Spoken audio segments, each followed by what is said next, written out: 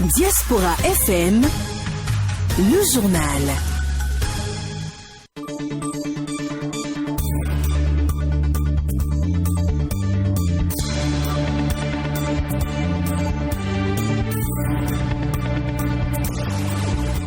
Jeudi 16 septembre, mesdames et messieurs, bonjour. Voici le sommaire de ce journal. Le ministère de la Santé a réceptionné hier 700 000 masques. Il s'agit d'un don de la Société d'investissement et de promotion de l'industrie CIPI-BDSA dans le cadre de la lutte contre la COVID-19. Le gouvernement a pris hier en Conseil des ministres des mesures visant le relogement et l'accompagnement social des sinistrés de Fiegnon 1 et Khoulakodji. 3,5 milliards de francs CFA vont être décaissés pour la circonstance. Et puis la CEDEAO va statuer sur le cas de la Guinée à l'occasion du sommet extraordinaire qui s'ouvre aujourd'hui. La question de la transition sera au cœur des débats. Merci de nous préférer pour vous informer. Clémence Tonoucoin. La Société d'investissement et de promotion de l'industrie CIPI-BDSA fait don de 700 000 masques au gouvernement béninois. Ce deuxième don fait suite à un premier intervenu tout au début de la pandémie. La cérémonie de remise des masques a eu lieu hier mercredi au ministère de la Santé à Cotonou. Suivons ici un extrait des propos de Letonji Béton et Ali Imourou Bachabi, respectivement directeur général adjoint de CIPI-BDSA et secrétaire général du ministère de la Santé.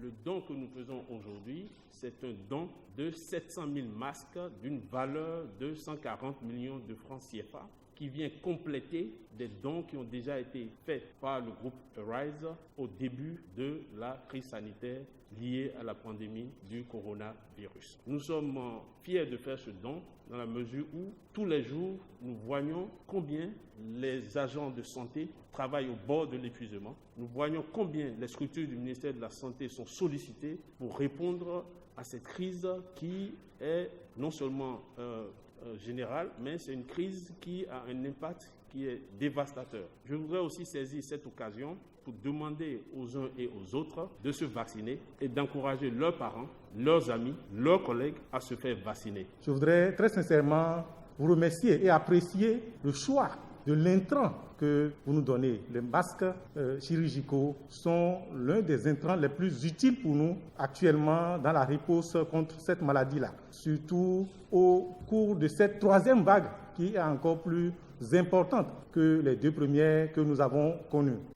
Le gouvernement a tenu hier sa séance hebdomadaire de Conseil des ministres. La réunion s'est tenue sous la présidence de Patrice Talon, président de la République. Au cours de la rencontre, le gouvernement a abordé plusieurs sujets dont le relogement des pêcheurs installés au sud de la route des pêches et des occupants des sites à aménager à Khoulakodji à Cotonou. Autre décision issue de ces assises, la dissolution de l'Office béninois des services de volontariat des jeunes, une structure créée en décembre 2010 sous le régime du président Mboni Yayi. Écoutons ici un extrait du compte-rendu du porte-parole du gouvernement Wilfried Léandre Hongweji. Au chapitre des mesures normatives, la refonte des tests régissant le fonctionnement des directions générales des douanes, de la police républicaine et des eaux, forêts et chasses. Il s'agit des décrets portant attribution, organisation et fonctionnement de ces trois directions générales en application des lois promulguées le 3 juillet 2020 relativement à leur statut spécial. Ces décrets précisent la mission, les attributions, les structures opérationnelles de chacune des directions générales, le profil et les conditions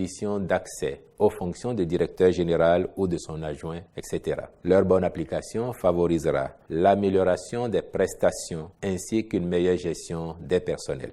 Le Conseil a, par ailleurs, au titre des autres mesures normatives, adopté les décrets portant approbation des statuts du Centre de documentation et d'information juridique CEDIJ et de l'Agence nationale pour l'emploi ANPE, puis le décret portant dissolution de l'Office béninois des services de volontariat des jeunes et nomination de son liquidateur. Au chapitre des communications, en un, le relogement et l'accompagnement social des pêcheurs installés au sud de la route des pêches et des occupants des sites à aménager au quartier Khoulakodji à Cotonou. L'optimisation du projet de développement de la zone à vocation touristique entre Cotonou et Ouidah nécessite des aménagements complémentaires. Ainsi, en plus des divers projets réalisés ou en cours, il y a lieu d'intégrer l'aménagement de la section de la plage comprise entre l'aéroport de Kadiaou et la localité d'Adunko. À ce périmètre s'ajoute celui situé au nord de la route des pêches dont les études ont déjà démarré. Par ailleurs, le projet de rénovation et de modernisation du centre administratif et commercial de Ganhi comprend plusieurs composantes au nombre desquelles la requalification urbaine du périmètre du quartier Plakodji. La mise en œuvre de ces différents projets nécessite le déplacement des villages de pêcheurs situés au sud de la route des pêches, de même que des occupants des sites retenus au quartier Plakodji. À cet effet, et au regard des implications sociales que ces opérations entraînent, le Conseil a décidé d'apporter un soutien aux populations concernées à travers le relogement sur d'autres sites des 853 unités d'habitation constituant l'ensemble des villages de pêcheurs à déplacer. Aussi, un appui financier sous forme de prime de compensation est-il alloué aux personnes affectées par ces travaux en vue de faciliter leur réinstallation sur les nouveaux sites. Ces mesures d'accompagnement induisent le décaissement d'une somme de 3 461 803 000 francs CFA que le ministre de l'Économie et des Finances mettra à disposition. Le secrétaire général adjoint et porte-parole du gouvernement a aussi opiné sur le cas de ceux qui sont mis sous mandat de dépôt pour faux carnet de vaccination contre la COVID-19. Suivons ici ses explications. Vous avez observé que des individus ont été présentés au procureur de la République pour trafic de carnets de vaccination autour de la COVID. L'option du gouvernement qui a été annoncée, défendue, promue et prônée de tout temps, en dehors des gestes barrières, c'est de nous faire vacciner. Et des efforts sont engagés, des ressources sont engagées par le budget national et par les partenaires de notre pays pour mettre à disposition les vaccins. Il s'observe que, effectivement, quelques individus du secteur de la santé, mais avec des complices au sein de la population, dans le but d'échapper à la vaccination, ont mis en œuvre leur stratagème qui consiste à faire passer des personnes pour vacciner alors qu'elles ne le sont pas, et pour donner du crédit à leur entreprise, vont jusqu'à leur délivrer des carnets qui tendraient à attester que ces personnes ont été vaccinées. La manœuvre rapporterait jusqu'à 200 000 francs CFA à l'agent de santé qui se prêterait au jeu. Ayant eu l'information, le gouvernement et particulièrement le ministre de la Santé, il a été décidé d'observer, de suivre, jusqu'à prendre sur le fait les personnes qui s'adonnent à cette pratique. Et cela a effectivement débouché sur les premières interpellations. Je peux vous dire que d'autres indices sont en observation et qu'il n'est pas du tout exclu que dans les jours à venir, qu'il y ait d'autres personnes interpellées qui auraient à répondre donc de cet agissement inqualifiable. Et c'est le lieu de dire que parmi les personnes qui ainsi s'organisent, il y en a qui ont déjà reçu leur dose de vaccination et qui, dans le même temps, empêchent les autres de se faire vacciner, les découragent ou sont maintenant prêtes à leur délivrer un papier qui attesterait qu'elles se sont fait vacciner alors que ce n'est pas le cas et donc par conséquent expose ces personnes au risque de contracter le virus et peut-être si les formes graves arrivaient à se développer, de les exposer à la mort. Le gouvernement ne saurait tolérer cela. Voilà pourquoi les interpellations ont eu lieu et que si d'autres doivent suivre, elles le seront et que la justice sera là pour sanctionner avec la dernière rigueur ce genre d'agissement. Ce journal se poursuit. Le président du Conseil électoral a lancé hier un atelier sur l'institutionnalisation de l'approche de l'équipe de base de la CEDEAO en matière d'observation des élections. Des experts venus des pays membres de l'institution sous-régionale prennent part aux travaux compte rendus. La rencontre initiée par le président de la commission de la CEDEAO vise à réfléchir et faire une analyse prospective sur le rôle des équipes de base dans les missions électorales de long terme en Afrique de l'Ouest. Au bout des 3 jours de travaux, il est attendu des résultats concrets qui seront exploités dans la définition, la direction et la gestion interne des missions futures de l'institution sous-régionale. Blaise Diplo et Francis Oké sont respectivement représentant résident de la CEDEAO Bénin et chef service division assistance électorale de la CEDEAO. Aujourd'hui, plus que jamais, le rôle de la CEDEAO dans dans l'accompagnement des processus électoraux, en amont comme en aval, est l'objet d'un sérieux questionnement du citoyen. Nul ne peut rester indifférent à cette perception que nous ne pouvons corriger sans des réformes ou des ajustements périodiques.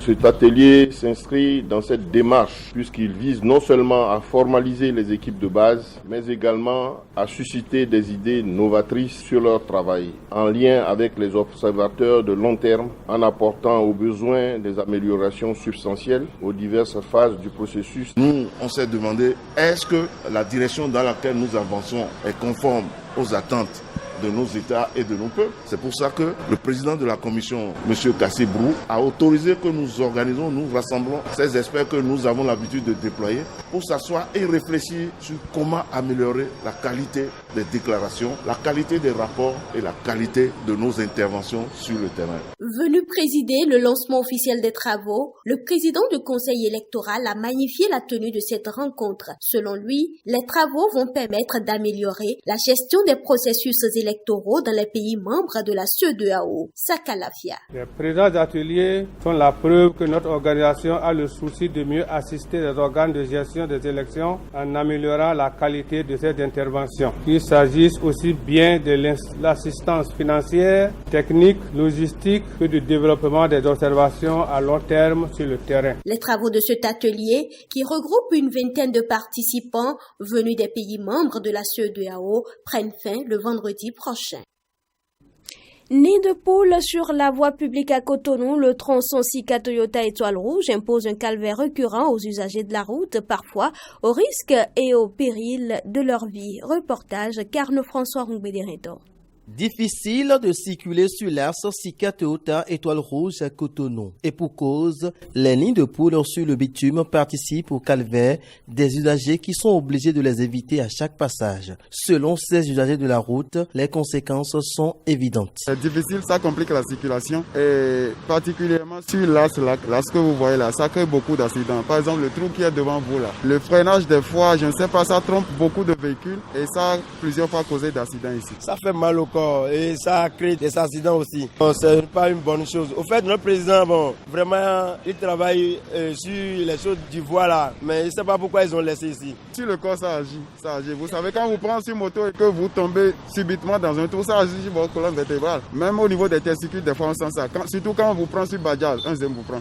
Impuissant face à l'état dégradant de cette voie dont l'entretien relève de la commune de Cotonou selon les dispositions de la loi sur la décentralisation, ils appellent au secours. Ça en demande la moto. Si les autorités peuvent penser à une réparation des voies, là ça va nous encourager, ça va nous aider beaucoup. Je vais lui dire que de ne pas oublier cette voie-là, de dire aux gens, les gens qui font les voies, de venir ici, finir cette voie-là aussi. Selon le Centre national de sécurité routière, l'imprudence et l'excès de vitesse des conducteurs qui ne respectent pas les prescriptions du code de la route sont également à l'origine des accidents de circulation routière. En moyenne, 2 personnes meurent par jour par accident, soit 700 victimes par an.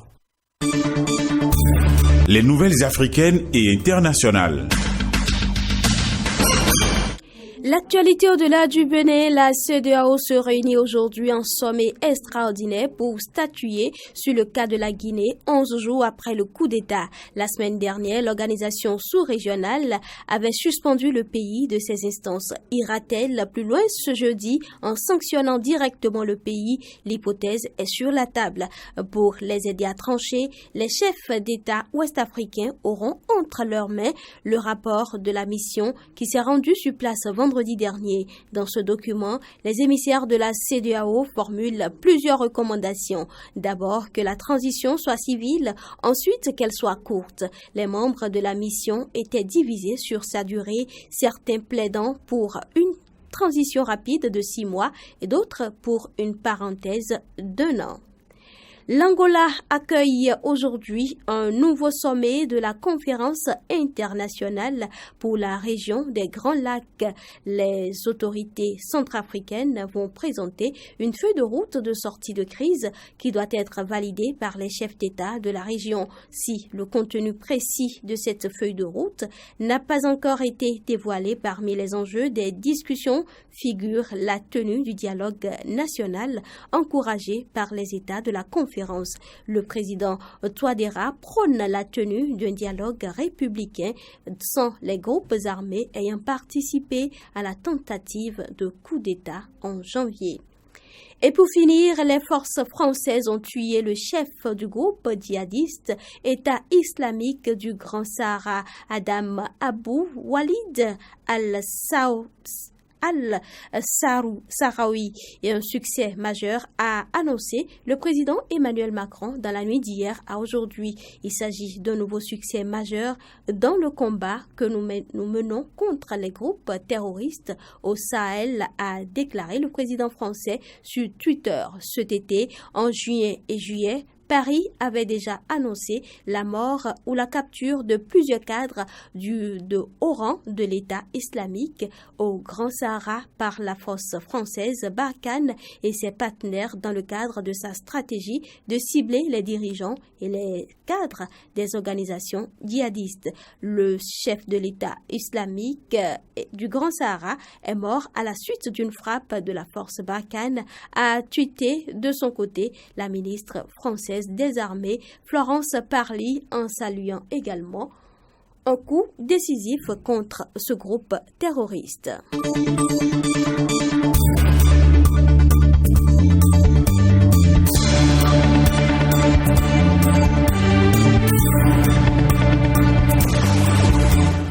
C'est la fin de cette édition. Merci de l'avoir suivi. Mise en onde, Didier Guédou, chef d'édition, Albéric de Djamou, présentation, Clémence Tounoucoin. On se retrouve dans quelques minutes pour votre émission Réagissons à l'actualité. De l'éducation à la culture, de la culture à la politique, informons-nous sur Diaspora FM, la 102.3, la radio du développement local.